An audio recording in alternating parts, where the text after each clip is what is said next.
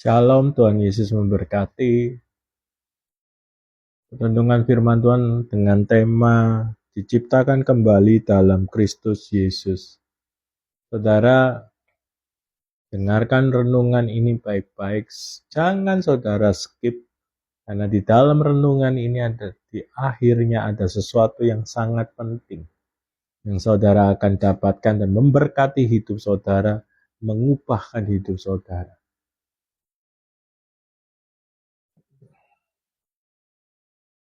Saudara, di tengah bulan Februari ini, sebelum saya menyampaikan lebih dalam tentang renungan, saya mengajak setiap kita, setiap saya memberikan konten-konten renungan-renungan rohani ini, saya mengajak di bulan ini dan selanjutnya, bulan Februari, Maret, dan selanjutnya, Tuhan taruh satu beban di hati saya untuk mengajak saudara di 2026 mulai bulan Januari, Februari, dan selanjutnya, terutama bulan Februari ini, karena di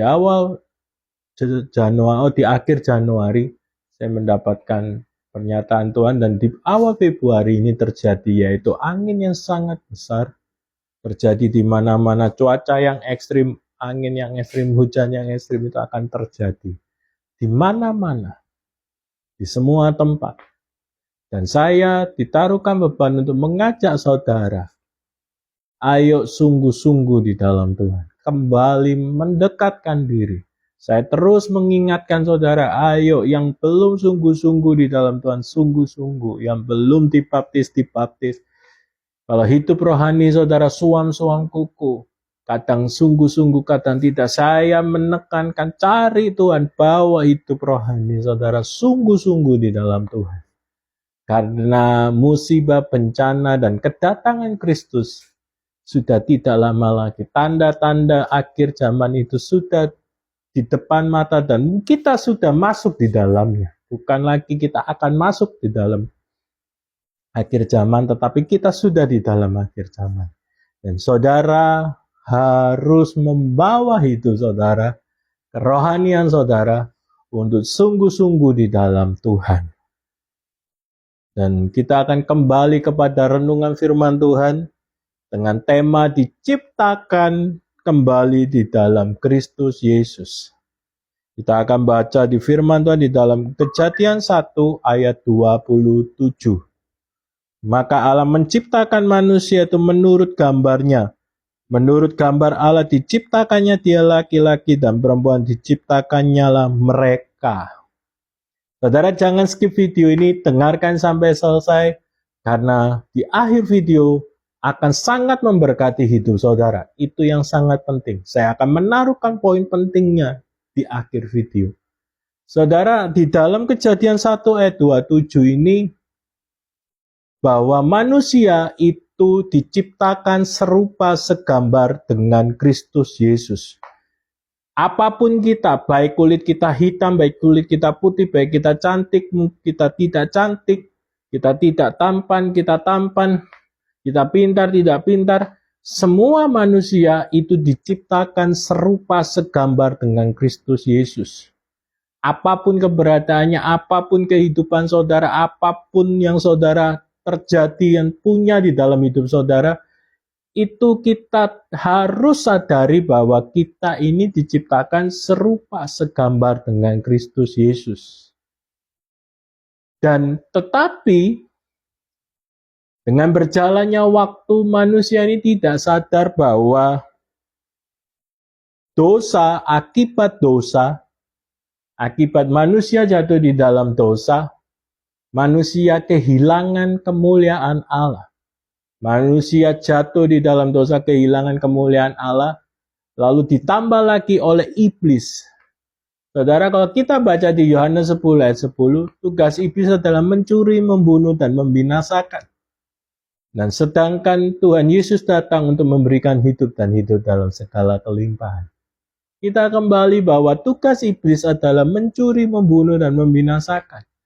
Yang manusia yang dulunya diciptakan serupa segambar dengan Allah, karena dosa manusia menurun, gambar dan rupa Allah itu jatuh, hilang. Apalagi ditambah lagi oleh pekerjaan iblis. Ketika manusia ini jatuh, keluar dari Taman Eden, manusia keluar dari hadirat Allah, keluar dari perlindungan Allah. Di Taman Eden itu manusia masih ada di dalam naungan kuasa hadirat Allah, kekuatan kuasa Allah. Tetapi ketika manusia diusir, manusia keluar dari Taman Eden, manusia keluar jauh dari hadirat Allah. Dan iblis sangat membenci manusia. Iblis sangat benci dengan manusia. Kenapa? Karena manusia ini adalah makhluk yang paling dicintai oleh Tuhan. Karena tidak ada makhluk di dunia ini, tidak ada satu pribadi pun di dunia ini yang diciptakan serupa dan segambar dengan Allah. Dengan Tuhan Yesus, dengan pribadi Tuhan. Hanya manusia. Iblis tidak bisa memberontak kepada Allah. Iblis tidak bisa memberontak kepada Tuhan. Iblis bisa merusak kehidupan manusia karena ciptaan yang paling disayangi dan paling mulia. Oleh sebab itu, iblis mencuri. Saudara, kalau bicara mencuri itu tidak jumlah besar, tapi kalau jumlah besar itu merampok. Mencuri itu sedikit demi sedikit, membunuh juga sedikit demi sedikit. Tanpa disadari, iblis mencuri bagian dari manusia. Iblis membunuh bagian-bagian dari manusia, perlahan-lahan tapi pasti. Dan akhirnya, endingnya adalah kebinasaan. Iblis merusak kehidupan manusia. Dosa membawa manusia terbuang jauh dari hadirat Allah. Manusia dibuang dan kemuliaan Allah tidak lagi tinggal selamanya. Tetapi iblis juga hanya dibuang, tetapi iblis juga mencuri apa yang ada di dalam diri manusia. Hal-hal yang baik yang Tuhan taruh. Kehidupan kita yang sempurna, yang dulunya awalnya diciptakan serupa segambar dengan Allah, itu dicuri, diambil. Hari ini, apa yang iblis curi dari diri kita? Kita sendiri yang tahu. Mungkin pekerjaan kita, rumah tangga, kesehatan, anak kita, keluarga kita, rumah tangga kita. Iblis curi dan iblis rusak. Perlahan tapi pasti iblis mencuri dan merusaknya. Iblis ingin membawa manusia kepada gerbang yang namanya kebinasaan, kehancuran total, yang tidak bisa diganggu gugat. Tetapi dengar baik-baik, hari ini ada kabar baiknya. Allah ingin saudara kembali, diciptakan kembali. Dengar baik-baik, ada kabar baiknya bahwa bawalah hidup saudara. Tuhan ingin memperbaiki yang rusak itu.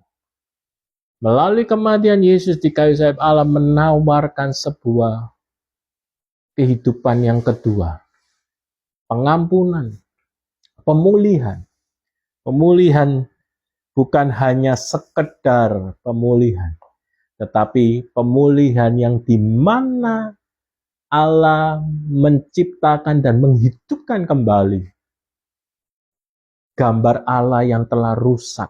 Melalui karya salib Kristus, melalui kematian, melalui darah anak domba Allah, Allah menawarkan kehidupan yang baru, new life.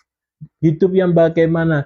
Hidup yang memulihkan gambar Kristus, gambar Allah, kehidupan yang rusak, kehidupan yang hancur, kehidupan yang dikacaukan oleh pekerjaan iblis, dikembalikan, diciptakan kembali, dan dihidupkan kembali.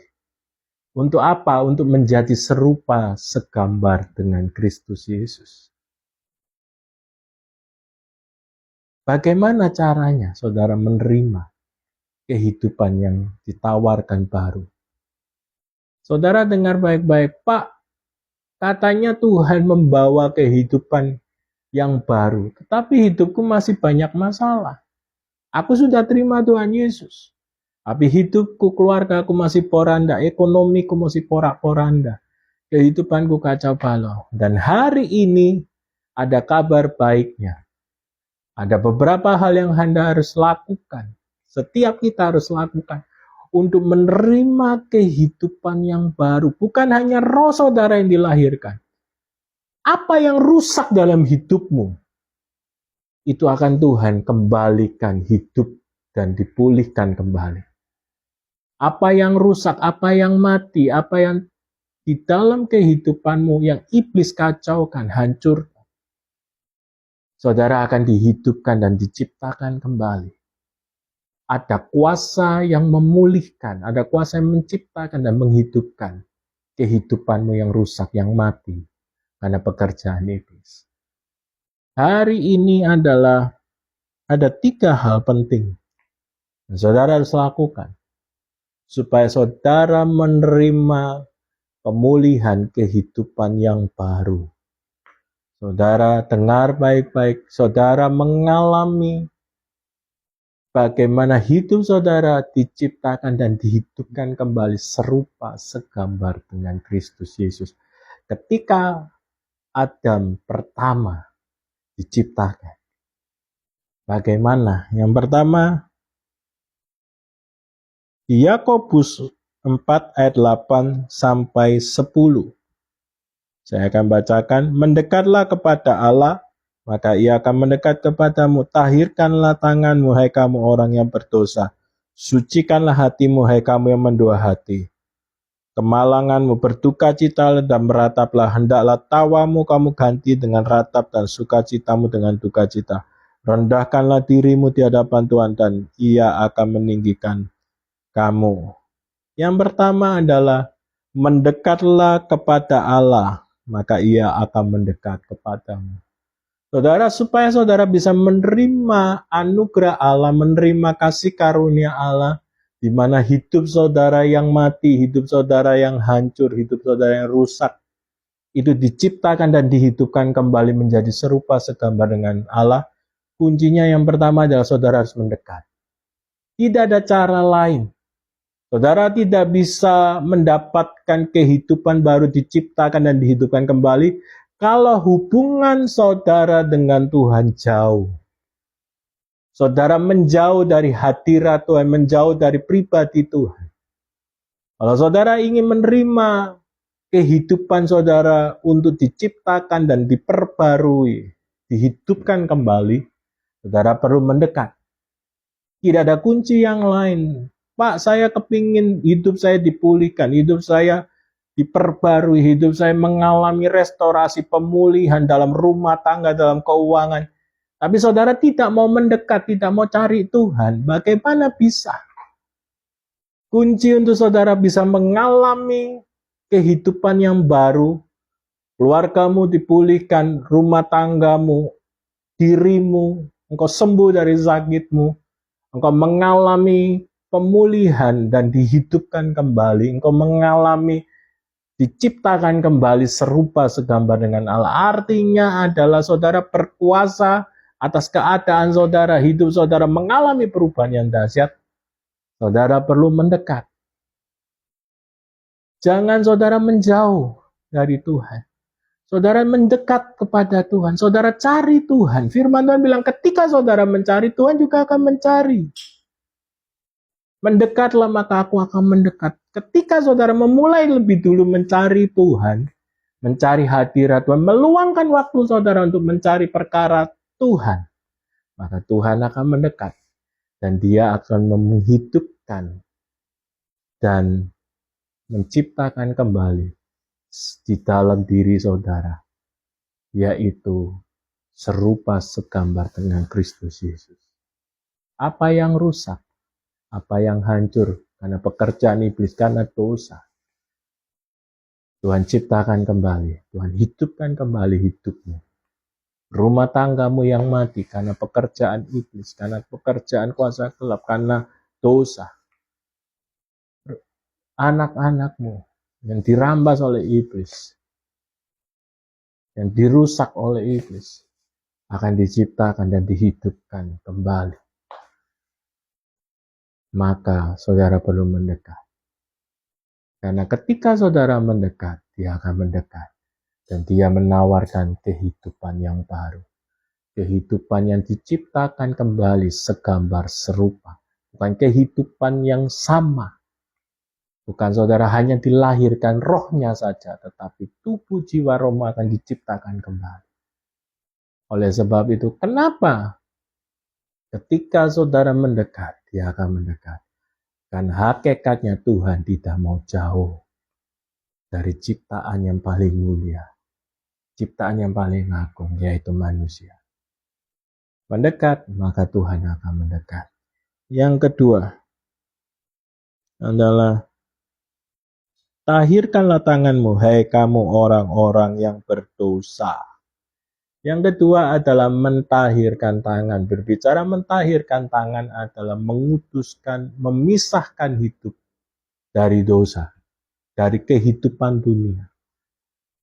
Saudara, bangsa Israel itu bangsa yang dipilih.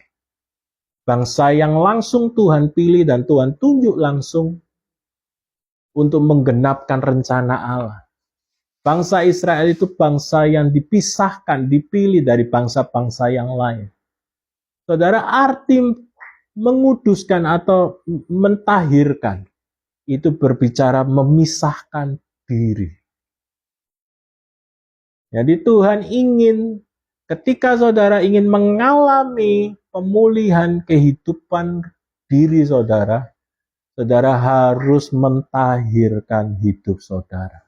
Memisahkan diri saudara dengan kehidupan dunia. Kalau pakai cara-cara dunia, saudara tidak akan bisa pernah berjumpa dan pernah dijumpai oleh Tuhan. Tetapi ketika saudara menguduskan, mentahirkan hidup saudara, saudara memisahkan diri dari kehidupan dunia dengan cara dunia, orang dunia hidup. Tidak tinggal di dalam dosa, tapi tinggal di dalam kebenaran Allah. Memisahkan diri dari cara-cara orang dunia. Maka Tuhan akan mendekat. Tuhan akan memulihkan hidup saudara. Tuhan akan menghidupkan kembali. Dan Tuhan akan menciptakan kembali kehidupan saudara. Hidup saudara yang rusak karena dosa, karena pekerjaan iblis. Iblis menaruhkan kerusakan mungkin di segala hal, mungkin di dalam beberapa hal dalam hidup saudara. Tetapi ketika saudara mencari Tuhan dan menguduskan hidup saudara, Tuhan mendekat dan memulihkan. Dia memberikan hidup yang baru. Dia menawarkan, menciptakan, dan menghidupkan kehidupan saudara untuk serupa segambar dengan Kristus Yesus. Dia membuat hidup saudara kembali seperti di Taman Eden. Bagaimana manusia itu berkuasa dan dipulih dan mengalami penyediaan Tuhan yang begitu luar biasa. Hari ini jangan mau hidup di dalam dosa, hidup di dalam sama dengan dunia. Kuduskanlah dirimu, supaya apa? Tuhan mau menghampiri itu saudara. Bukan bicara kudus itu saudara bisa orang dunia bilang, saudara suci tidak berdosa. Bukan. Tetapi hidup saudara memisahkan dari gaya hidup orang dunia. Manusia tetap bisa jatuh dosa. Tetapi yang Tuhan minta hari ini, pisahkan dirimu. Pisahkan hidupmu dari cara orang dunia hidup. Dari cara-cara orang berdosa. Maka dia akan mendekat dan memulihkan hidupmu. Yang ketiga yang paling penting.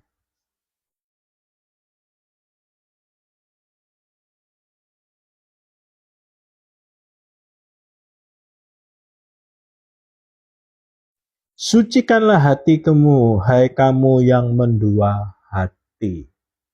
Yang terakhir adalah menyucikan hati dari sikap yang mendua hati. Saudara, apa yang membuat kita tidak bisa menerima pemulihan? Bagaimana hidup saudara bisa dihidupkan dan dipulihkan dan diciptakan kembali serupa segambar dengan Kristus? Bagaimana hidup saudara, rumah tangga saudara diciptakan kembali, dihidupkan kembali serupa segambar dengan Kristus. Bagaimana rumah tangga, keluarga, keuangan, anak-anak saudara ciptakan kembali serupa segambar dengan Kristus. Bagaimana kehidupan saudara menjadi seperti Adam yang pertama di Taman Eden. Semua tersedia, semua aman, semua dalam cover perlindungan Tuhan. Kuncinya adalah supaya saudara menerima itu semua, adalah saudara harus menyucikan hati dengan cara membuang yang namanya mendua hati. Apa itu mendua hati? Orang mendua hati mempunyai arti bimbang, ragu. Satu percaya, satu bimbang. Satu ragu, satu takut, tidak percaya. Mendua hati juga mempunyai arti satu ikut kebenaran, satu ikut dosa, satu ikut dunia. Itu mendua hati. Tetapi ada satu lagi yang saudara lupakan. Mendua hati artinya adalah saudara percaya kepada Tuhan, saudara menyerahkan masalah saudara kepada Tuhan, tapi saudara tidak mau pasrah dengan caranya Tuhan. Saudara berdoa, ketika doa saudara belum dijawab, saudara kabur. Saudara meninggalkan cara Tuhan. Dan saudara memakai cara saudara untuk menolong hidup saudara, untuk menolong masalah saudara, untuk menolong proses kehidupan saudara, tantangan hidup saudara.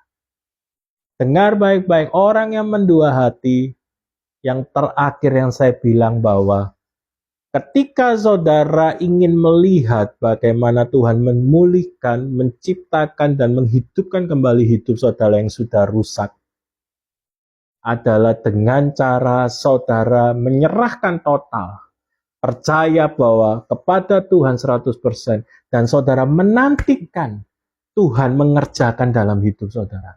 Jangan saudara pergi ketika saudara berdoa sekali, dua kali, ketika saudara percaya belum terjadi sesuatu, saudara kabur dan membuat jalan yang lain dengan membantu Tuhan seolah-olah.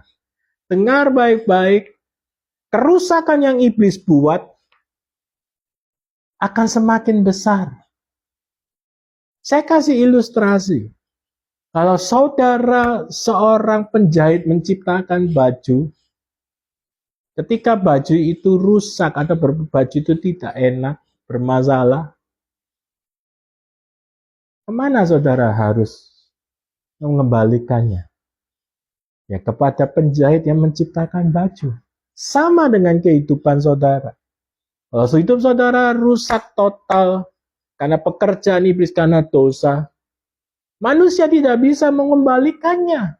Hamba Tuhan sekalipun sekali berbesar apapun tidak bisa. Harus kepada yang menciptakan hidup, harus kepada yang memberi hidup. Baru saudara bisa pulih 100%. Tubuh, jiwa, roh saudara, kehidupan saudara, keluarga saudara, keuangan saudara, itu akan pulih 100%. Kalau manusia, dia tidak akan bisa pulih 100%. Tetapi kalau Tuhan, dia memulihkan, dia mengubah hidup saudara, pasti 100%. Ada satu kesaksian mujizat dalam keluarga sendiri, saya sendiri. Bukan cerita ini dari orang lain, tapi dari keluarga saya sendiri. Di mana beberapa puluh tahun yang lalu, mama saya mengalami sebuah masalah yang besar.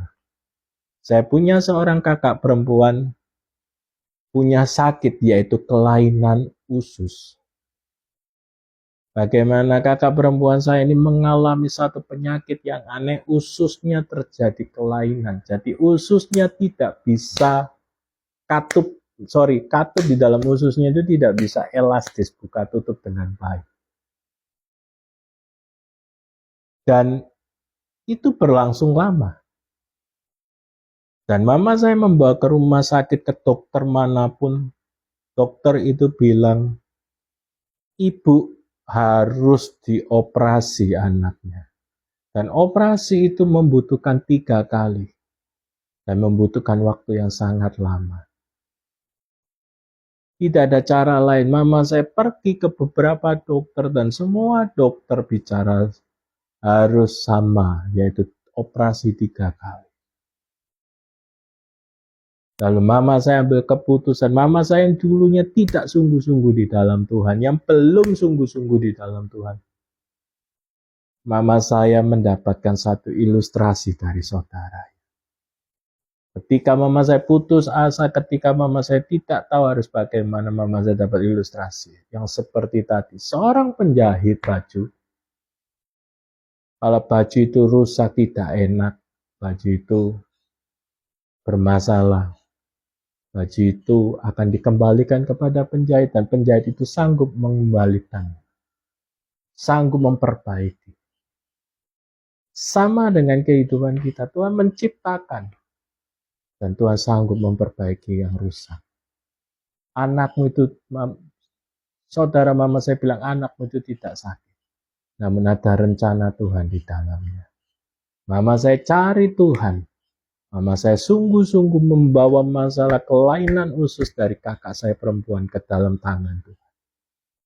Dan singkat cerita, mujizat terjadi. Bagaimana Tuhan membuat usus yang tidak bisa elastis, yang tidak bisa buka tutup, ketika buang air itu sangat sulit, dan ketika kotoran itu keluar bunyinya seperti batu kelotak. Dan kalau itu tidak dioperasi dalam waktu singkat, kotoran itu akan mengeras seperti batu dan usus itu akan pecah. Tetapi mujizat terjadi. Bagaimana Tuhan menjamah usus yang tidak elastis itu menjadi elastis kembali. Sejak saat itu, kakak perempuan saya buang air besar normal. Tanpa harus dibantu oleh alat kedokteran, tanpa harus mengalami operasi. Tetapi karena membawanya kepada Tuhan Yesus, mujizat terjadi.